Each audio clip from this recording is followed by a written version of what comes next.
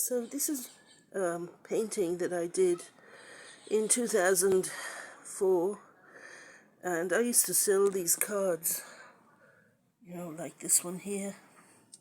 This is a book I wrote, A Time for Dreamers, and this is a painting I made,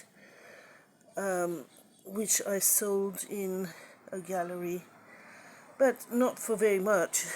It was a good price, but not extraordinary.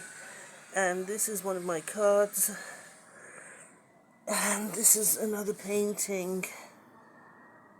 And what I wanted to do was to give freshness.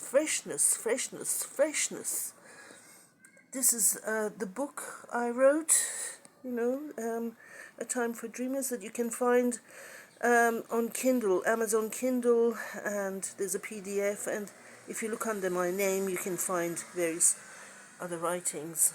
So the moment of choice, you choose to contribute freshness to the world, and fear of doing that is toxic, because whatever you have inside of you, if it's released, then it's much better